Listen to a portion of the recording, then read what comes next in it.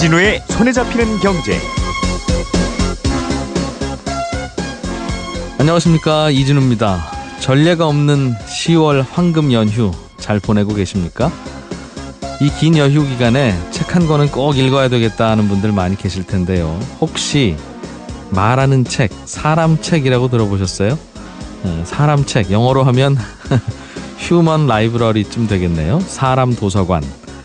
실제로 있는 도서관입니다. 이 사람 책은 우리가 흔히 보는 종이책이나 전자책 대신에 사람을 그냥 책으로 활용하는 개념입니다. 그러니까 누가 도서관에 와서 종이책이나 전자책을 빌려가는 게 아니라 다양한 경험과 지식을 가진 실제 사람을 빌려가는 거고요. 대출된 이 사람 책은 글이 아닌 대화로 소통을 하고 자신이 갖고 있는 지식, 지혜, 경험 등을 생생하게 그 사람 책의 독자들에게 전달하는 겁니다.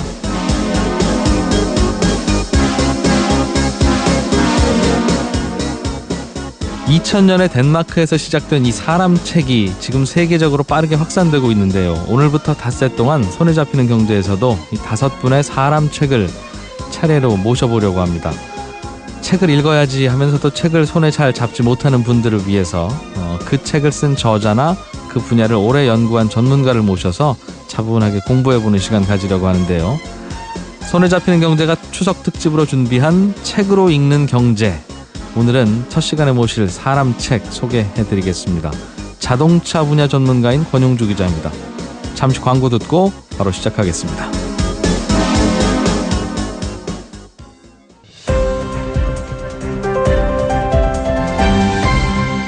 이진우의 손에 잡히는 경제. 네, 손에 잡히는 경제 추석 특집 책으로 읽는 경제 첫 시간인 오늘은 자동차의 미래 권력이라는 책의 저자이기도 하면서 손에 잡히는 경제에 자주 나와주시는 패널이기도 합니다. 오토타임즈의 권용주 기자와 함께 앞으로 자동차의 미래는 어떻게 변해갈지 길게 얘기 좀 들어보겠습니다. 어서 오십시오. 네, 안녕하세요. 손에 잡히는 경제에 자주 나오시기도 하고 네. 실제로 오토타임즈라고 하는 매체의 편집을 맡고 계시기도 하고 네. 수시로 기사도 쓰시는 걸로 알고 있고 네, 쓰고 있죠. 네. 이 자동차라고 하는 게 만들어진 지 꽤 됐습니다만 과거에 최근 한 몇십 년간에는 한 1950년대 자동차나 1990년대 자동차나 네. 뭐 일반인이 보기에는 큰 차이 큰 없었어요. 차이는 없죠. 예, 네. 전문가들이야 뭐 많은 게 변했다고 네. 하겠습니다만 그런데 정말 5년 전의 자동차와 요즘 자동차 그리고 5년 후에 나올 자동차를 생각하면 이건 일반인이 봐도 많이 바뀌겠구나 싶더군요. 그러니까 우리가 자동차가 사실 역사적으로 처음 등장한 게 이제 1700년대까지 올라가는데 진기기관 자동차가 있었으니까요. 그 뒤로 이제 내연기관 자동차가 나온 게 1886년이고 그 내연기관 자동차가 나오고 1910년대에 전기차가 조금 있다가 다시 이제 내연기관 자동차가 지금 2017년까지 거의 150년을 지배해오고 있었던 거죠. 예. 이제 그런 상황에서 말씀하신 대로 내연기관 그러니까 엔진을 쓰는 자동차를 150년 동안 써왔기 때문에 기본적으로 자동차는 내연기관의 상징물 이렇게 인식이 돼 와서 네. 그 안에 아무리 최첨단 전자장치가 들어가도 그게 기본적으로 얘는 그럼 기름 넣고 내가 목적지까지 갈 수 있는 이동수단 이렇게 개념이 정의돼 왔었던 거죠. 근데 그게 이제 최근에 2000년, 2010년 넘어가면서부터 이제 조금씩 바뀌고 시작한다는 겁니다. 가장 큰 계기가 전기차의 등장이죠. 실제로는 우리가 자동차라고 하면 아이들에게 자동차 장난감을 주지 않습니까? 3살, 4살짜리 주면 그 녀석들은 자동차를 갖고 놀면서 이렇게 해요. 부릉 부릉. 네, 맞아요. 자동차에는 늘 그런 소리 네, 난다 이거죠. 그게 바로 말씀하신 내연기관이 폭발하는 소리 아니겠습니까? 네. 그런데 아마도 한 10년 후에 아이들에게 자동차를 주면 조용히 갖고 놀 것 같아요. 이렇게 할 수도 있어요. 이게 왜냐하면 전기 자동차는 그런 부릉부릉 소리가 안 나니까. 그러니까 이제 그 사실 자동차의 미래가 어떻게 변화될 것인가에 관심을 갖게 된 계기도 역시 동력의 변화였던 거죠. 왜냐하면 기본적으로 자동차를 A에서 B까지 움직이는 건 에너지잖아요. 네. 그러니까 지금 이제 기름 써서 가고 있는데 그 기름을 쓰지 말자고 하니 그러면 대체할 수 있는 동력은 무엇이 등장할 것인가를 이제 궁금해하고 있었는데 예. 아무래도 전기가 가능하지 않겠느냐라는 입장에서 본다면 충분히 그럴 수 있어라고 하는데 어느 날 갑자기 테슬라라는 회사가 네. 우리 전기할 거야. 하고 탁 튀어나오면서부터 급격하게 사람들의 관심이 전환되기 시작한 거죠. 이 테슬라라는 회사는 나온 지 꽤 된 회사인데 2003년도에 창업이 됐어요, 사실은. 뭐 그럼 한 15년 가까이 되어가지 않습니까? 네네. 그럼에도 불구하고 아직도 이건 사업체이냐 아니면 사기단체이냐 그런 논란이 있을 만큼 그 이제 사기라고 보는 입장에서 뭐냐면 13분기 연속 적자니까 그러니까 제조물을 만들면 제조물을 만들어서 수익을 내야 되는데 예. 이 회사는 만들어서 수익을 지금 못 내고 있어요. 그러다 보니까 이제 우리가 경제적인 측면에서 보면 이 회사는 사실은 좀 어려운 회사다라고 보는 측면이 있고 예. 또 한편에 이제 주식 투자하시는 분들 입장에서 보면 가치적인 면, 미래 가치적인 면을 보면 앞으로 전기차로 많이 바뀐다는 가정하에 네. 그래도 선도를 끌고 가니 이 회사는 가치가 있다 이렇게 해서 투자를 해서 뭐 한때는 미국의 GM보다 시가총액이 높아졌다. 네. 이렇게 해서 주목을 받기도 했었던 거죠. 이게 자동차 업계에서는 어떤 의미가 있는 겁니까? 그럼 권 기자께서는 세상을 전기차로 한번 바꿔보겠다. 네. 다들 이제 자동차 타고 다닐 때는 부릉부릉 소리 안 들리게 하겠다는 네. 이제 웽웽 소리 나겠죠. 네. 모터 소리. 네. 그런 테슬라의 전략, 네. 일론 머스크의 전략이 성공할 걸로 보세요? 개인적으로는 어떻게 보십니까? 그 자동차 업계에서는 기본적인 테슬라의 전략은 마중물로 봅니다. 그러니까 우리가 보통 펌프에 물이 안 나올 때 네. 지하수 끌어올릴 때 처음에 물 한 바가지 넣어주잖아요. 네. 그리고 막 푸면 이제 나중에 콸콸콸 올라오지 않습니까? 그러니까 테슬라 입장에서 보면 우리는 아무것도 없던 제로 베이스에서 전기차라고 하는 시장을 마중물 전략으로 만들어 가자. 우리가 끌고 가면 한 네. 바가지 넣으면 예. 아마 열심히 펌프질을 하면 후발주자들이 따라올 것이다. 근데 후발주자들은 대부분 대량 자동차를 100년 이상 만들어 왔던 거대 기업들이기 때문에 예. 이 사람들이 한번 전기차로 가자라고 전환을 시키면 생각보다 빨리 따라올 것이다. 해낼 것이다. 라고 해서 이제 처음에 이제 테슬라가 시작을 하게 된 거죠. 그거는 조금 우리가 사업하는 방향하고는 좀 다른 건데요. 네. 보통은 우리가 창업하면 네. 야, 저 큰 회사들이 쫓아오면 어떡하지? 라는 걱정을 하고 네. 아마 못 쫓아올 거야 라는 생각도 하면서 조심스럽게 가는 게 그렇죠. 일반적인데 네. 일론 머스크의 테슬라는 우리가 시작하면 다 따라올 거라고 생각하고 했다고요? 그렇죠. 그 왜 그러냐면 그럼 하지 말았어야 되는 거 아닙니까? 왜 그러냐면 사실 그 앨런 머스크의 생각에는 우리는 자동차를 팔아서 수익을 내는 게 아니고 그 자동차에 들어가는 전기를 팔아서 수익을 내야 되겠다라는 생각이 있었던 겁니다. 그러니까 우리가 지금 그 자동차의 에너지 생태계를 보면 네. 처음에 뭐 중동이나 이런 데서 원유를 캐죠. 원유를 캐서 주유소에 정제소에 가져가면 정유사가 정제를 하고 그걸 주유소에서 이제 기름에 넣고 가게 됩니다. 그러니까 테슬라는 이제 그걸 봤던 거죠. 자연이라는 곳에서 전기 에너지를 얻어내서 그거를 자신들이 만든 별도의 충전 방식, 즉 충전기에 네. 통해서 전기를 팔면 전기차보다는 이 에너지 쪽에서 전기 에너지 판매 쪽에서 수익이 나겠구나. 네. 이런 전략으로 접근을 했던 겁니다. 그럼 애초부터는 자동차 만들어 팔려는 게 아니라 네. 전기 충전소 하려고 시작한 회사라는 뜻입니까? 그러니까 에너지를 팔려고 했던 회사인 거죠. 그런데 그 전기 에너지를 자동차에 팔려고 하니 예. 아무도 사는 사람이 없었잖아요. 그럼요. 그러니까 직접 자동차를 만들어서 시장을 끌고 가야 되겠다라고 판단을 했던 거죠. 테슬라가 그러면 그럴 경우엔 당연히 그럼 기존 배터리 업체나 네. 주유소 업체들도 변신을 해서 전기차 충전 사업에 뛰어들 텐데 네네. 이미 기존 주유소를 충전소로만 바꾸면 되는 거니까 훨씬 더 효과적이기도 할 텐데 네. 그럼에도 불구하고 그 과정에서 테슬라가 무슨 기술적인 진보의 정도가 그들을 따라잡지 못하게 할 만큼 우월한 부분이 있어요. 그러니까 여기서 한 가지 주목했던 건 뭐냐면 접근 방식의 차이였다는 거죠. 그러니까 자동차는 자동차이되 예. 전기 동력을 기반으로 하는데 이거를 그 디바이스 그러니까 전자기기로 접근을 했던 겁니다. 우리가 예를 들면 네. 자동차 회사는 자동차 만들 때 이준호 MC가 서울에서 부산 간다 그러면 얼마나 빨리 기름 적게 먹고 갈 수 있을까를 고민하잖아요. 네. 테슬라의 앨런 머스크는 그걸 고민한 게 아니고 이 이준호 MC에게 테슬라라는 자동차를 제공함으로써 얼마나 배출가스 없이 얼마나 조용하고 또 얼마나 중간에 가면서 많은 정보들을 접목을 시켜서 또는 자율주행까지 하면서 네. 가게 만들까. 어떻게 하면 이 사람한테 우리 제품이 자동차가 아닌 이른바 디바이스 가전기기로 접근할 수 있을까? 네. 이렇게 시작을 했던 거죠. 그 말은 자동차가 속도나 연비가 아니라 네. 그럼 그 안에서 어떤 활동이 이루어질 수 있는지의 어떤 공간의 개념으로 접근했다는 말인가요? 그렇죠. 그러니까 자동차 회사는 전통적으로 바퀴 4개에 상당히 중심돼 있는 사고를 하잖아요. 예. 근데 이제 테슬라는 바퀴 4개에 있는 기존 자동차에 어떻게 하면 지능을 좀 심어서 네. 사람들한테 편하게 이동할 수 있을까를 고민했던 거죠. 근데 그 과정에서 에너지는 전기를 써야 되겠다라고 판단한 거죠. 왜냐하면 내연기관으로 승부를 하기에는 뭐 상대가 안 되죠. 예. 그러니까 아무도 가지 않는 전기라고 하는, 그리고 국제적으로 배출가스 규제가 강화된다는 점을 감안을 해서 이제 전기로 시작을 했던 거죠. 과연 그 전략이 성공할지는 테슬라를 좀 지켜봐야 될 것 같긴 한데 전기 자동차가 앞으로 미래의 대세가 된다면 네. 우리나라 자동차 회사들도 실은 세계적으로 꽤 유명한 자동차 회사들 중에 하나를 우리나라에서 갖고 있고 네. 실제로 어떤 국가가 자동차 제조사를 갖고 있는 국가가 손꼽지 않습니까? 그렇죠. 예. 네. 그런데 그 중에 하나가 코리아면 네.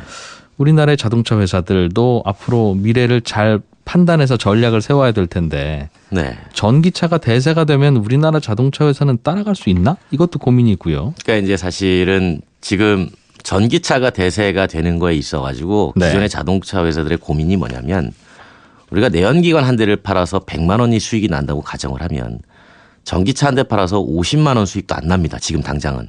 그러니까 수익성이 없어요, 거의. 비싸게 팔 수는 네. 없으니. 그런데 예. 이제 최근에 유럽을 중심으로 또는 미국을 중심으로 전기차 앞으로 2025년 되면 전체 비중에서 20%까지 늘리겠다라고 네. 나오고 있거든요.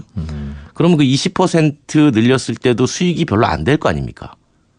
그러니까 그 수익을 만들고 또한 계속 전기차 개발에 투자를 할 수 있는 여력을 만들어내려면 어쩔 네. 수 없이 또 내연기관차를 많이 팔아야 돼요. 그러니까 이런 딜레마가 있는 거죠. 한쪽에서는 배출가스를 줄이기 위해서 전기차를 또 많이 팔아야 되지만 네. 이건 많이 팔아도 수익이 안 나고 예. 또 한편에서는 그 수익을 보전하기 위해서 내연기관차를 많이 팔아야 되는 이런 고민들이 동시에 생겨나기 시작하는 겁니다. 그러니까 여기서 우리가 이걸 어디에다가 집중적으로 선택을 하는지가 네. 쉽게 말하면 연구개발 투자의 이 분산 투자, 그러니까 어느 쪽에다 집중하느냐가 상당히 중요한 거죠. 이럴 때 유리한 회사는 네. 아무래도 내연기관 쪽에서 수익이 많은 회사가 절대적으로 유리할 수밖에 없어요. 거기서 번 돈을 전기차에 투자하면 되니까 그렇죠. 우리나라 회사들은 그런 입장은 아닙니까? 그러니까 지금 수익성이 뭐 프리미엄 브랜드라든가 뭐 유럽의 그런 회사들에 비해서는 낮기 때문에 이제 그게 이제 고민인 거죠. 사실 선택의 문제거든요. 그러니까 연구 개발이 별로 필요 없는 예. 뭐 하기는 해야 되겠습니다만 어차피 내연기관 자동차는 거기서 거기라는 수준에서 본다면 얼른 만들어서 비슷한 거 만들어서 그렇죠. 따라잡으면 되는데 네. 연구 개발이라는 게 그렇게 큰 돈이 들지는 않는데 어차피 1등 할 거 아니니까 우리는 그렇죠. 전기차는 다르다는 말씀이네요. 그렇죠. 그러니까 전기차는 많이 팔면은 수익에 도움이 안 되니까. 근데 그건 왜요? 보통 내연기관 자동차도 네.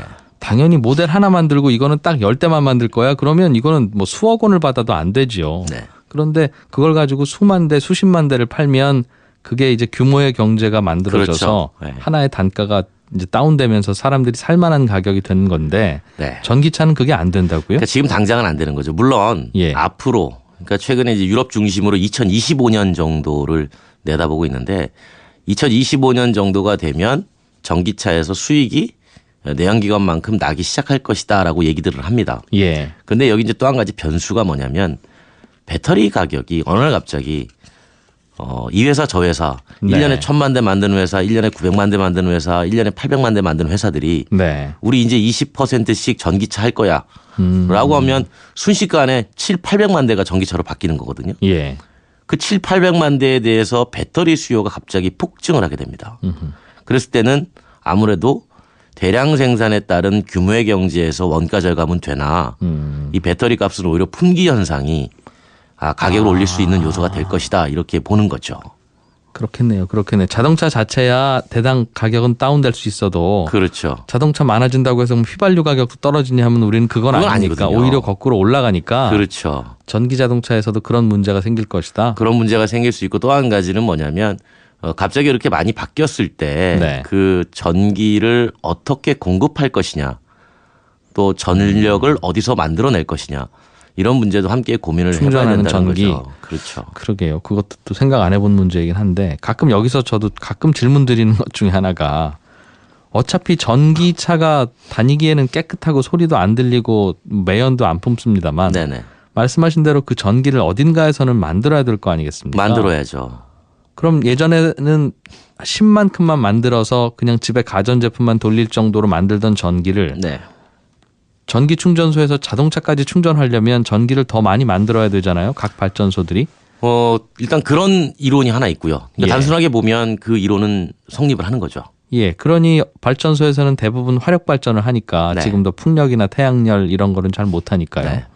그럼 어차피 거기서 모형물질이 더 나오는 거 아니냐. 자동차 배기가스는 덜 나올지 몰라도. 그래서 그거를 해결하는 기술이 이제 스마트 그리드로 해결을 하게 됩니다. 그게 무슨 얘기냐면 발전소는 24시간 그러니까 발전소의 전력 단위 옆에 킬로와트 퍼 아우어 네. 시간 단위가 붙어 있잖아요. 예. 그러니까 발전소는 24시간 가동이 가능합니다. 근데 전기를 쓰는 시간은 피크가 정해져 있거든요. 예를 들어서 여름에는 한낮에 뭐 남중고도일 때 뭐 11시부터 오후 2시까지 에어컨 많이 낄 때. 예.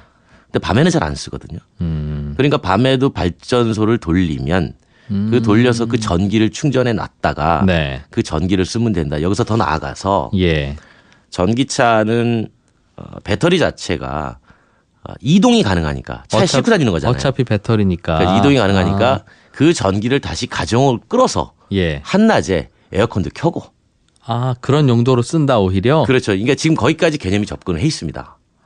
그래서 우리가 그거를 vehicle to house 자동차에서 집으로 또는 vehicle to vehicle 네. 전기차가 가다가 이준 MC가 전기차를 타고 갔는데 전기가 떨어져서 중간에 멈춰 섰어요. 네. 제가 지나가다가 전기차를 타고 지나가다가 바로 그 자리에서 제 전기를 나눠줄 수 있는 거죠.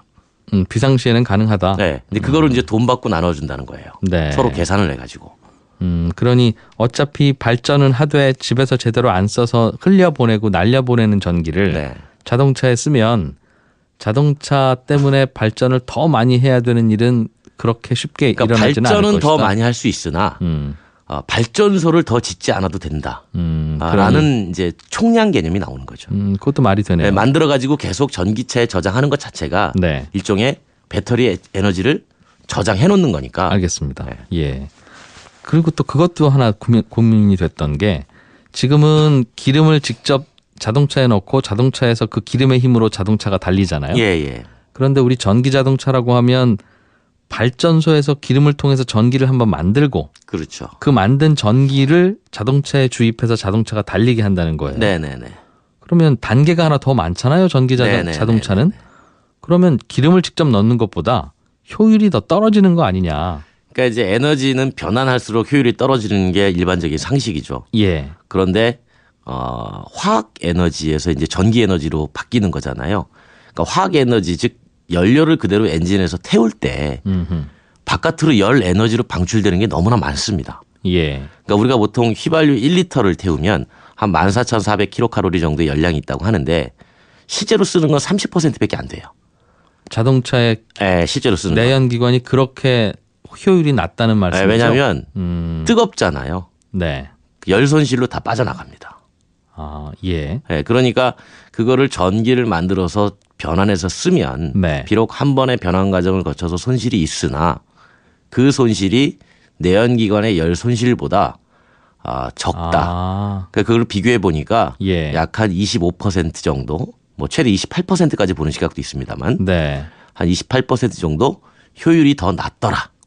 그러니까 이제 전기로 가는 게 맞다라고 이제 주장들을 하는 그것도 거죠. 재밌네요. 네. 기왕 예전부터도 자동차를 전기로 달리게 할 수만 있었으면 네.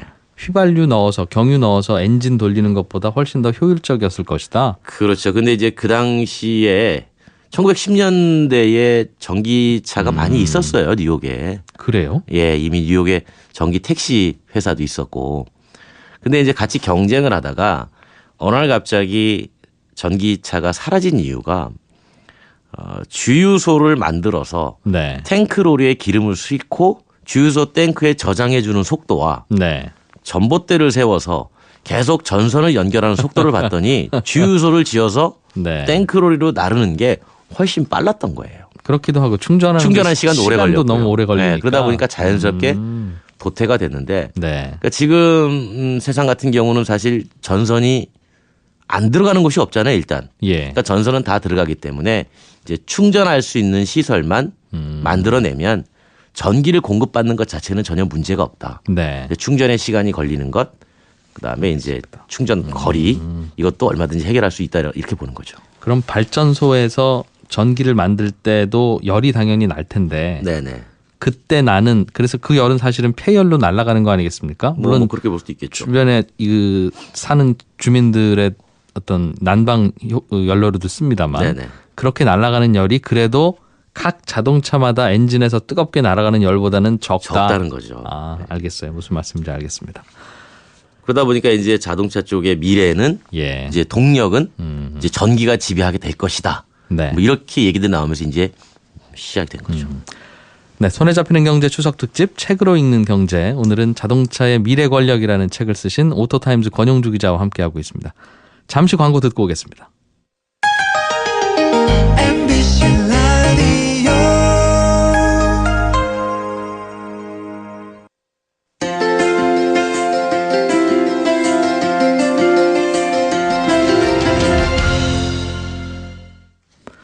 예, 손에 잡히는 경제가 마련한 추석 특집 책으로 읽는 경제. 앞으로 자동차는 어떻게 변해갈지 자동차의 미래 권력이라는 책을 쓰신 오토타임즈 권용주 기자와 함께하고 있습니다.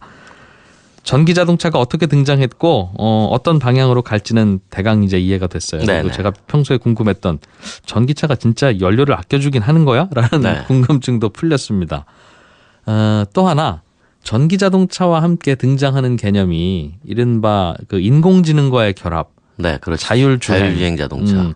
그게 생각해 보면 꼭 그게 전기 자동차야만 가능한 건 아닌데, 아니에요. 네. 네, 뭐 휘발유나 경유로 달리는 그렇죠. 자동차 안에도 네. 당연히 자율주행 기능이야 넣을 수 있겠죠. 그런데 시기가 묘하게 겹치는지 아무튼 전기차면 이제는 다 자율주행 되는 거 아닌가? 인공지능 자동차네 이런 느낌도 들어서 네.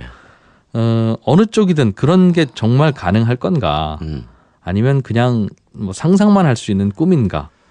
실제로 벌어지고 있는 일이고요. 예. 그러니까 이제 많은 분들이 그 두 가지를 통칭해서 최근에 스마트 자동차라는 네. 용어를 많이 쓰니 이 스마트 자동차는 전기 동력 기반의 자율주행차 뭐 이렇게 인식들을 많이 하시는데요. 예.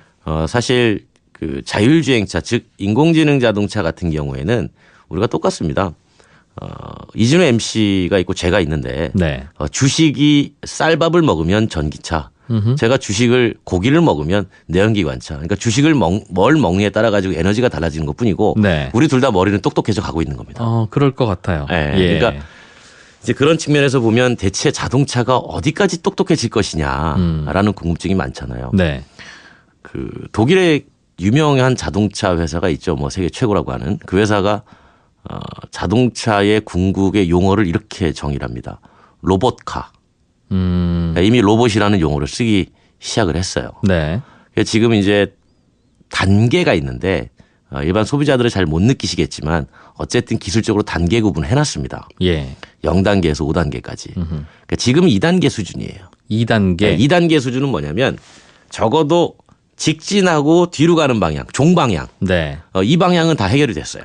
그러니까 앞에 뭐가 갑자기 튀어나오면 멈출 줄은 네, 안다. 다 멈추고 앞차가 쓰면 같이 쓰고 뭐 종방향은 다 해결이 됐습니다. 고속도로 막힐 때는 맡겨놔도 그렇죠. 된다는 뜻이네요. 예, 그냥 차선 하나 물고 있으면 그냥 부산까지 갈 수 있어요. 중학생 아들한테 맡기면 할 수 있는 정도. 그렇죠. 면허 없는 친구라도. 네. 네. 그게 이제 3단계로 넘어가는 과정이 횡방향이에요. 예. 얘를 추월하고 차선 앞차를 변경. 추월하고 다시 들어오고 예. 이런 과정인데 추월까지는 지금 됐습니다. 예. 이제 다시 들어와야 돼요. 그걸 못 해요? 네, 이게 쉽지가 않아요. 추월은 한 녀석이? 네. 이게 추월할 때하고 다시 들어올 때하고는 네. 이게 또 이 알고리즘이 조금 달라가지고 이제 이런 것들을 하나하나 개척해 나가다 보면 예. 나중에 이제 4단계 스티어링 휠도 없고 운전대도 없고 네. 가속 페달도 없고 면허가 없는 노약자나 어린아이들도 네. 손쉽게 탈 수 있는 그런 지능형 자동차 시대가 온다는 거죠. 그 시점을 언제로 보냐면 2023년 정도로 봐요. 아. 생각보다 빨리 오죠. 그 혹시 그 생각보다 빨리 오는 그 시점이 네. 지금 예상보다는 그래도 뒤로 미뤄지고 있습니까? 아니면 수년 전의 예상에 비해서 거의 그대로입니까? 사실 이 정도 예상한 거는 한 2, 30년 전부터 예상을 했었어요. 예. 그런데 2010년 넘어가면서 약 15년 전서부터 이게 빨라지기 시작합니다. 실현되는 속도가? 예, 왜냐하면 IT 기술이 해마다 빨리 진보를 하니까 네. 자동차 역시 그 IT 기술 기반으로 지능을 만들기 때문에 IT 기술 발전 속도하고 동일하게 빨라져요. 아, 그게 IT 기술이라면 구체적으로 어떤 거예요? 컴퓨터? 아니면 그렇죠. 뭐 통신? 통신, 컴퓨터, 뭐 반도체 용량 이런 게 다 포함되는 거죠. 그러니까 그러다- 처리 능력. 그럼 생각보다 그 시기가 빨라지고 있다는 뜻이네요. 그렇죠. 자동차 엔지니어 입장에서 보면. 그렇죠. 다만 자동차라는 제품이 한 번 바뀔 때 보통 수명이 한 5년 정도 되잖아요. 5년마다 한 번씩 바뀌어서 나오니까 사람들이 잘 못 느끼는 거죠. 네. 왜냐하면 5년 사이에 이미 스마트폰은 많이 바뀌어 있는데 자동차는 이미 나중에 스마트폰에 들어가 있는 기능을 이제서야 이거 달고 나왔니라고 하지만 자동차 회사 입장에서 보면 네. 그게 5년마다 계속 바뀌는 거예요. 근데 그게 생각보다 빨리 오고 있다는 거고 지금 유럽을 중심으로 2023년이면 네. 실제로 운전자가 운전하지 않아도 되는 자동차를 판매하겠다. 네. 이런 입장을 가지고 있습니다. 실제로 나올 걸로 보세요? 네, 저는 나올 걸로 전문 봐요. 기자로서. 네, 그 전에 이미 사실 독일 같은 나라는 이미 연방 정부하고 법률 검토를 시작을 했습니다. 그 말은 기술적으로는 대개로 해결이 됐는데 그렇죠. 법적인 문제만 남기 때문에 법적인 문제는 대표적인 게 예를 들면 뭡니까? 얘가 운전을 합니다. 자동차 혼자서. 자, 혼자서. 부산 가자라고 부산 가자고 명령을 내려놨는데 이제 혼자 운전하다 갈 거 아니에요. 예. 가다가 사고가 났다. 음흠. 이랬을 때 누구의 책임인가? 자동차 그 녀석의 책임이죠. 그런데 이제 자동차의 책임인데 예. 그 자동차를 만든 제조사의 책임이냐? 아, 운영 체제의 아니면 책임이냐? 그렇죠. 운영 체제의 책임이냐? 아니면 가라고 명령을 내린 이 사람의 여전히 소유자의 개인의 책임이냐? 이런 법적 개념이 예. 지금 상당히 애매합니다. 그렇겠네요. 네, 그래서 예. 이런 법적 개념이 명확히 정리가 되지 않으면 자동차 회사는 판매를 하지 않고요. 네. 소비자도 설령 판매한다 그래도 섣불리 구매하기가 어렵습니다. 그래서 이미 그런 작업들을 이제 논의가 시작됐고 2020년 넘어가면 이제 법률 검토 작업이 끝나고 그러면 실제 판매가 된다. 그러면 이진우 MC랑 저랑은 둘이 같이 부산 갑시다. 그러면 그냥 5시간 동안 음악 듣고 영화 보고 떠들면서 그냥 가면 되는 거죠. 저하고 권 기자님은 지금 그런 즐거운 얘기 할 때가 아닙니다. 자동차가 혼자 운전을 하기 시작하면요. 네. 지금은 자동차 안에서 들을 수 있는 게 라디오나 음악밖에 없으니까 네. 손에 잡히는 경제도 많이 들어주시는 거 아니겠습니까? 실제로는 네, 맞습니다. 권 기자님 네. 이 전해주시는 정보가 유익하기도 하지만 그런데 이제 차 안에서 손이 자유로워지고 눈이 자유로워지면 책을 읽는 분, 영화를 네. 보는 분, 뭐 가족끼리 또 뭐 가위바위보를 하면서 노는 분들 라디오 듣는 인구가 많이 줄어들 것 같아서 저는 독일에서 고민된다는 이 법적 분쟁 가능하면 해결 안 됐으면 좋겠어요. 그래서 이제 사실 고민하는 것들이 네. 이제 자동차가 지금까지 우리한테는 기계로 인식이 되지만 앞으로 미래는 기계가 아니라 그냥 하나의 이동 수단, 이동 수단의 플랫폼인데 그래서 이제 나오는 얘기가 지금 말씀하신 것처럼 자동차가 움직이는 영화관이 되고 사고가 없다라는 즉 서로 똑똑해져서 사고가 0%에 된다면 지금처럼 철판을 쓸 이유도 없다. 네, 그 플라스틱을 써도 되고 네. 충돌 자체가 0%라면 네. 그럼 보험회사도 사라지고 예. 여러 가지 이 산업사회 변화가 그렇겠군요. 어마어마하게 커요. 그래서 사실 자율주행차의 등장은 많은 네. 분들이 그냥 똑똑한 로봇 자동차 하나가 나오는 거라고 생각하지만 저는 그렇게 보지 않고 이 산업사회 우리 산업 생태계 자체를 완전히 뒤바꾸는 그렇겠어요. 새로운 메시지라고 보는 거죠. 철강 회사들도 긴장해야 되겠네요. 자동차용 당연하죠. 철판 수요가 줄 테니까. 당연하죠. 예. 아. 그래서 사실은 자율주행차의 등장은 예. 여러 산업 분야에 변화를 줍니다. 대표적으로 콘텐츠만 해도 자동차 안에서 이제 즐길 수 있는 콘텐츠가 많아져야 되고, 그 다음에 이제 뭐 말씀하신 대로 소재가 바뀌어야 되고, 네. 그 다음에 도로 자체도 바뀌어야 되고요.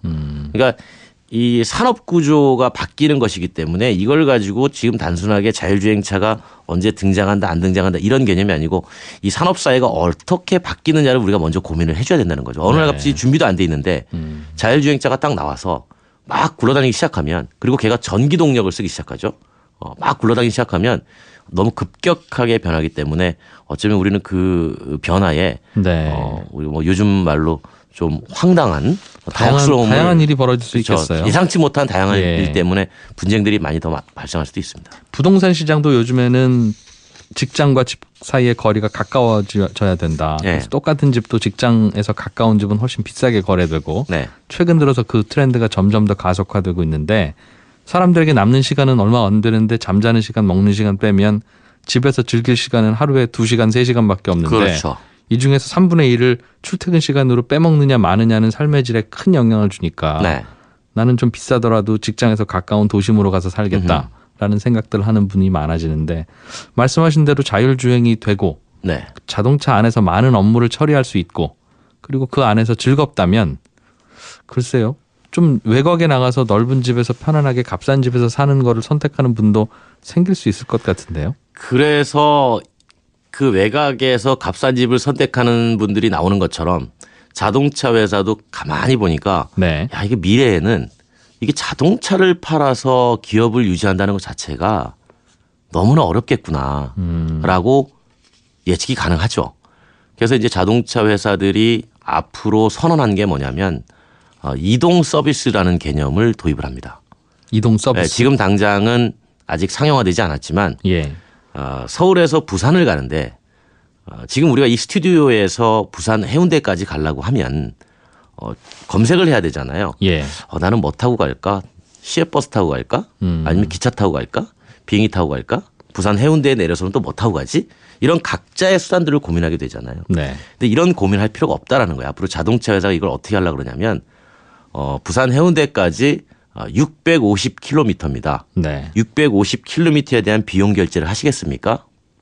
네. 라고 하면 650km를 이동하는 가장 최적화된 네. 방법을 찾아줘요. 자, 그러면 지금 스튜디오 앞으로 나가시면 네. 몇 번 택시가 와 있을 겁니다.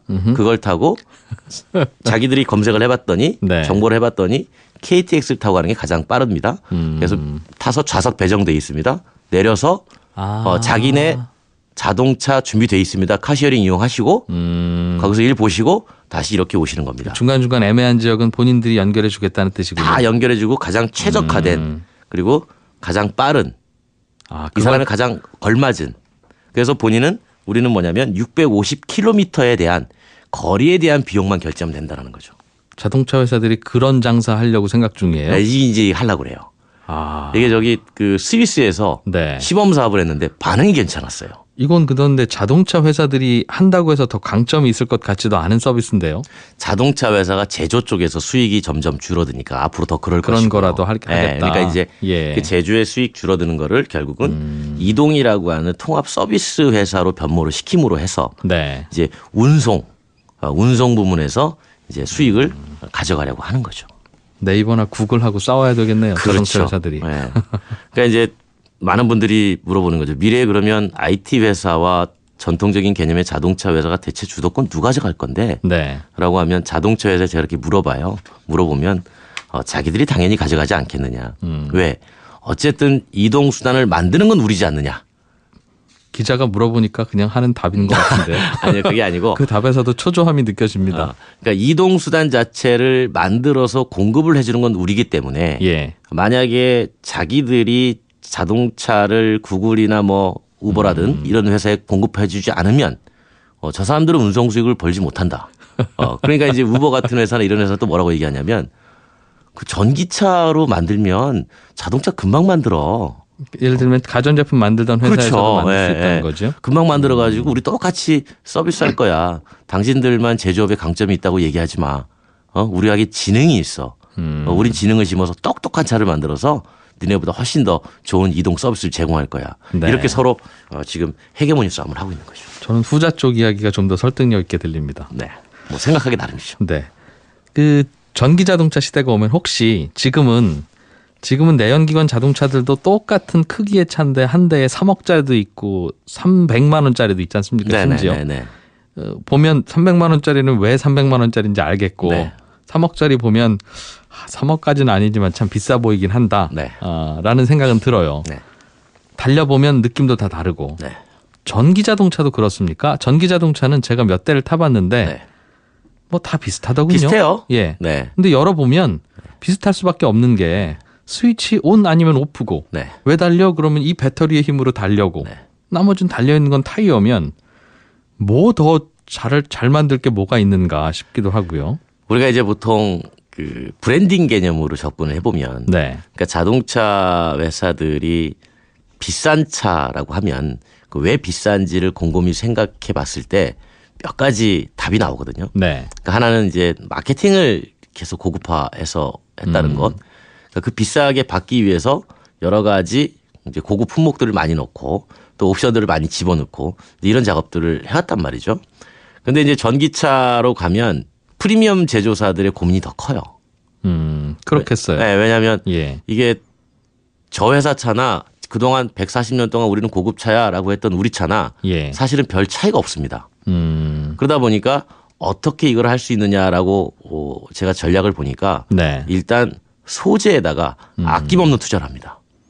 그렇죠. 당연히 그리고 엔진 소리도 다르고 그렇죠. 네. 뭐 특정사의 엔진은 좋아 뭐 이런 얘기도 들리는데 네.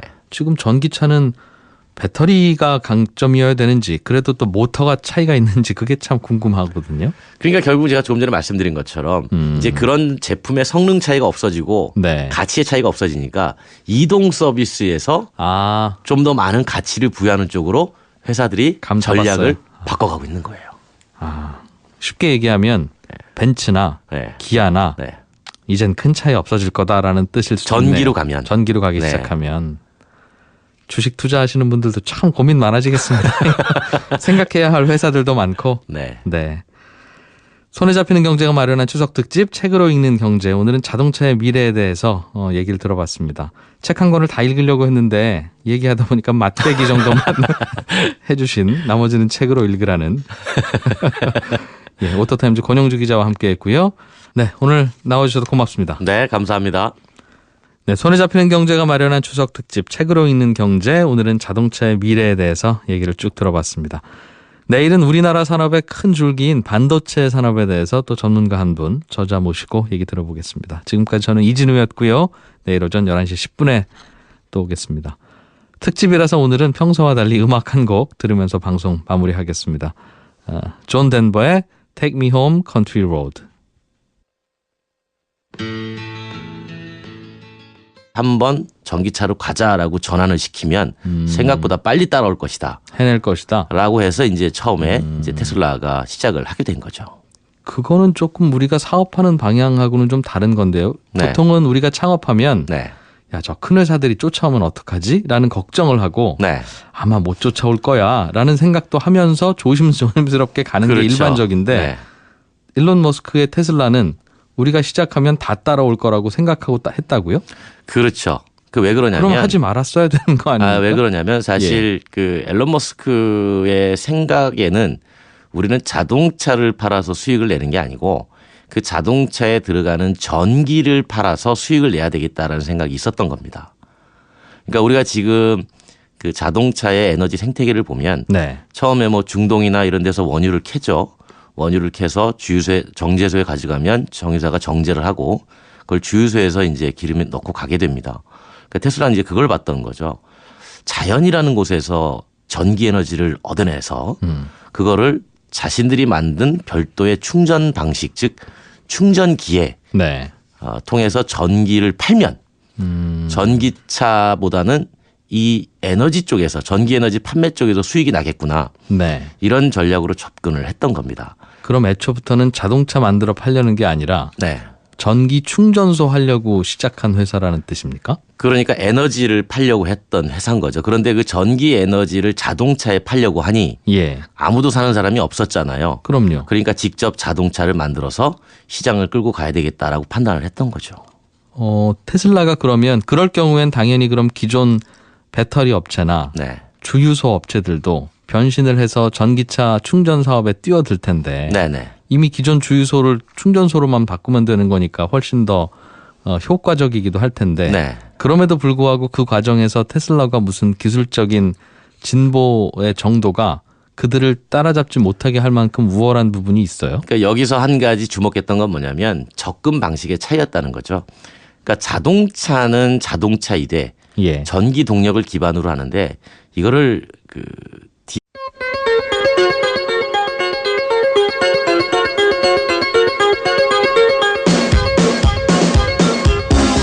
이진우의 손에 잡히는 경제.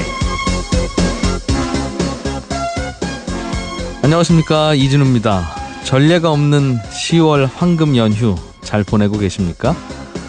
이 긴 연휴 기간에 책 한 권은 꼭 읽어야 되겠다 하는 분들 많이 계실 텐데요. 혹시 말하는 책, 사람 책이라고 들어보셨어요? 사람 책, 영어로 하면 휴먼 라이브러리쯤 되겠네요. 사람 도서관. 실제로 있는 도서관입니다. 이 사람 책은 우리가 흔히 보는 종이책이나 전자책 대신에 사람을 그냥 책으로 활용하는 개념입니다. 그러니까 누가 도서관에 와서 종이책이나 전자책을 빌려가는 게 아니라 다양한 경험과 지식을 가진 실제 사람을 빌려가는 거고요. 대출된 이 사람 책은 글이 아닌 대화로 소통을 하고 자신이 갖고 있는 지식, 지혜, 경험 등을 생생하게 그 사람 책의 독자들에게 전달하는 겁니다.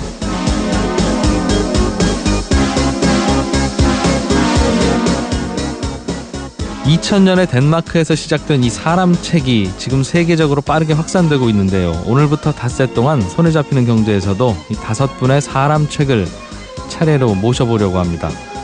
책을 읽어야지 하면서도 책을 손에 잘 잡지 못하는 분들을 위해서 그 책을 쓴 저자나 그 분야를 오래 연구한 전문가를 모셔서 차분하게 공부해보는 시간 가지려고 하는데요.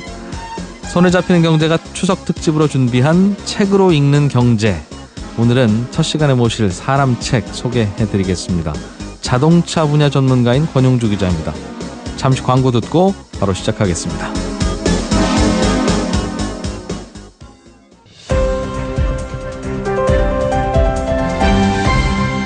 이진우의 손에 잡히는 경제. 네, 손에 잡히는 경제 추석 특집 책으로 읽는 경제 첫 시간인 오늘은 자동차의 미래 권력이라는 책의 저자이기도 하면서 손에 잡히는 경제에 자주 나와주시는 패널이기도 합니다. 오토타임즈의 권용주 기자와 함께 앞으로 자동차의 미래는 어떻게 변해갈지. 기본적으로 자동차를 A에서 B까지 움직이는 건 에너지잖아요. 네. 그러니까 지금 이제 기름 써서 가고 있는데 그 기름을 쓰지 말자고 하니 그러면 대체할 수 있는 동력은 무엇이 등장할 것인가를 이제 궁금해하고 있었는데 예. 아무래도 전기가 가능하지 않겠느냐라는 입장에서 본다면 충분히 그럴 수 있어라고 하는데 어느 날 갑자기 테슬라라는 회사가 네. 우리 전기할 거야 하고 탁 튀어나오면서부터 급격하게 사람들의 관심이 전환되기 시작한 거죠. 이 테슬라라는 회사는 나온 지 꽤 된 회사인데 2003년도에 창업이 됐어요, 사실은. 뭐 그럼 한 15년 가까이 되어가지 않습니까? 네네. 그럼에도 불구하고 아직도 이건 사업체이냐 아니면 사기단체이냐 그런 논란이 있을 만큼 그 이제 사기라고 보는 입장에서 뭐냐면 13분기 연속 적자니까 그러니까 제조물을 만들면 제조물을 만들어서 수익을 내야 되는데 예. 이 회사는 만들어서 수익을 지금 못 내고 있어요. 그러다 보니까 이제 우리가 경제적인 측면에서 보면 이 회사는 사실은 좀 어려운 회사다라고 보는 측면이 있고 예. 또 한편에 이제 주식 투자하시는 분들 입장에서 보면 가치적인 면, 미래 가치적인 면을 보면 앞으로 전기차로 많이 바뀐다는 가정하에 네. 그래도 선도를 끌고 가니 이 회사는 가치가 있다 이렇게 해서 투자를 해서 뭐 한때는 미국의 GM보다 시가총액이 높아졌다. 네. 이렇게 해서 주목을 받기도 했었던 거죠. 이게 자동차 업계에서는 어떤 의미가 있는 겁니까? 그럼 권 기자께서는 세상을 전기차로 한번 바꿔보겠다. 네. 다들 이제 자동차 타고 다닐 때는 부릉부릉 소리 안 들리게 하겠다는 네. 이제 웽웽 소리 나겠죠. 네. 모터 소리. 네. 그런 테슬라의 전략, 네. 일론 머스크의 전략이 성공할 걸로 보세요. 개인적으로는 어떻게 보십니까? 그 자동차 업계에서는 기본적인 테슬라의 전략은 마중물로 봅니다. 그러니까 우리가 보통 펌프에 물이 안 나올 때 네. 지하수 끌어올릴 때 처음에 물 한 바가지 넣어주잖아요. 네. 그리고 막 푸면 나중에 콸콸콸 올라오지 않습니까? 그러니까 테슬라 입장에서 보면 우리는 아무것도 없던 제로 베이스에서 전기차라고 하는 시장을 마중물 전략으로 만들어 가자. 우리가 끌고 가면 한 네. 바가지 넣으면 예. 아마 열심히 펌프질을 하면 후발주자들이 따라올 것이다. 근데 후발주자들은 대부분 대량 자동차를 100년 이상 만들어 왔던 거대 기업들이기 때문에 예. 이 사람들이 일개 얘기 좀 들어보겠습니다. 어서 오십시오. 네, 안녕하세요. 손에 잡히는 경제에 자주 나오시기도 하고 네. 실제로 오토타임즈라고 하는 매체의 편집을 맡고 계시기도 하고 네. 수시로 기사도 쓰시는 걸로 알고 있고 네, 쓰고 있죠. 네. 이 자동차라고 하는 게 만들어진 지 꽤 됐습니다만 과거에 최근 한 몇십 년간에는 한 1950년대 자동차나 1990년대 자동차나 네. 뭐 일반인이 보기에는 큰 차이 큰 차이는 없었어요. 없죠. 예, 네. 전문가들이야 뭐 많은 게 변했다고 네. 하겠습니다만 그런데 정말 5년 전의 자동차와 요즘 자동차 그리고 5년 후에 나올 자동차를 생각하면 이건 일반인이 봐도 많이 바뀌겠구나 싶더군요. 그러니까 우리가 자동차가 사실 역사적으로 처음 등장한 게 이제 1700년대까지 올라가는데 진기기관 자동차가 있었으니까요. 그 뒤로 이제 내연기관 자동차가 나온 게 1886년이고 그 내연기관 자동차가 나오고 1910년대에 전기차가 조금 있다가 다시 이제 내연기관 자동차가 지금 2017년까지 거의 150년을 지배해오고 있었던 거죠. 예. 이제 그런 상황에서 말씀하신 대로 내연기관 그러니까 엔진을 쓰는 자동차를 150년 동안 써왔기 때문에 기본적으로 자동차는 내연기관의 상징물 이렇게 인식이 돼 와서 네. 그 안에 아무리 최첨단 전자장치가 들어가도 그게 그 기본적으로 예전 얘는 예, 그럼 기름 넣고 내가 목적지까지 갈 수 있는 이동수단 이렇게 개념이 정의돼 왔었던 거죠. 근데 그게 이제 최근에 2000년, 2010년 넘어가면서부터 이제 조금씩 바뀌고 시작한다는 겁니다. 가장 큰 계기가 전기차의 등장이죠. 실제로는 우리가 자동차라고 하면 아이들에게 자동차 장난감을 주지 않습니까? 3살, 네네네. 4살짜리 주면 그 녀석들은 자동차를 갖고 놀면서 이렇게 해요. 부릉 부릉. 네, 맞아요. 자동차에는 늘 그런 소리 네, 난다 이거죠. 그게 바로 말씀하신 내연기관이 내연기관이 이제 폭발하는 소리 익숙해져 있는 아니겠습니까? 거죠. 네. 그런데 아마도 한 10년 후에 아이들에게 자동차를 주면 조용히 갖고 놀 것 같아요. 이렇게 할 수도 있어요. 이게 왜냐하면 전기 자동차는 그런 부릉부릉 소리가 안 나니까. 그러니까 이제 그 사실 자동차의 미래가 어떻게 변화될 것인가에 관심을 갖게 된 계기도 역시 동력의 변화였던 거죠. 왜냐하면 디바이스 그러니까 전자기기로 접근했던 겁니다. 우리가 예를 들면 네. 자동차 회사는 자동차 만들 때 이준호 MC가 서울에서 부산 간다 그러면 얼마나 빨리 기름 적게 먹고 갈 수 있을까를 고민하잖아요. 네. 테슬라의 앨런 머스크는 그걸 고민한 게 아니고 이 이진우 MC에게 테슬라라는 자동차를 제공함으로써 얼마나 배출가스 없이 얼마나 조용하고 또 얼마나 중간에 가면서 많은 정보들을 접목을 시켜서 또는 자율주행까지 하면서 네. 가게 만들까. 어떻게 하면 이 사람한테 우리 제품이 자동차가 아닌 이른바 디바이스 가전기기로 접근할 수 있을까. 네. 이렇게 시작을 했던 거죠. 그 말은 자동차가 속도나 연비가 아니라 네. 그럼 그 안에서 어떤 활동이 이루어질 수 있는지의 어떤 공간의 개념으로 접근했다는 말인가요? 그렇죠. 그러니까 자동차 회사는 전통적으로 바퀴 4개에 상당히 중심돼 있는 사고를 하잖아요. 예. 근데 이제 테슬라는 바퀴 4개에 있는 기존 자동차에 어떻게 하면 지능을 좀 심어서 네. 사람들한테 편하게 이동할 수 있을까를 고민했던 거죠. 근데 그 과정에서 에너지는 전기를 써야 되겠다라고 판단한 거죠. 왜냐하면 내연기관으로 승부를 하기에는 뭐 상대가 안 되죠. 예. 그러니까 아무도 가지 않는 전기라고 하는 그리고 국제적으로 배출가스 규제가 강화된다는 점을 감안을 해서 이제 전기로 시작을 했던 거죠. 과연 그 전략이 성공할지는 테슬라를 좀 지켜봐야 될 것 같긴 한데 전기 자동차가 앞으로 미래의 대세가 된다면 네. 우리나라 자동차 회사들도 실은 세계적으로 꽤 유명한 자동차 회사들 중에 하나를 우리나라에서 갖고 있고 네. 실제로 어떤 국가가 자동차 제조사를 갖고 있는 국가가 손꼽지 않습니까? 그렇죠. 네. 예. 그런데 그 중에 하나가 코리아면 네. 우리나라의 자동차 회사들도 앞으로 미래를 잘 판단해서 전략을 세워야 될 텐데 네. 전기차가 대세가 되면 우리나라 자동차 회사는 따라갈 수 있나? 이것도 고민이고요. 그러니까 이제 사실은 지금 전기차가 대세가 되는 거에 있어 가지고 네. 기존의 자동차 회사들의 고민이 뭐냐면 우리가 내연기관 한 대를 팔아서 100만 원이 수익이 난다고 가정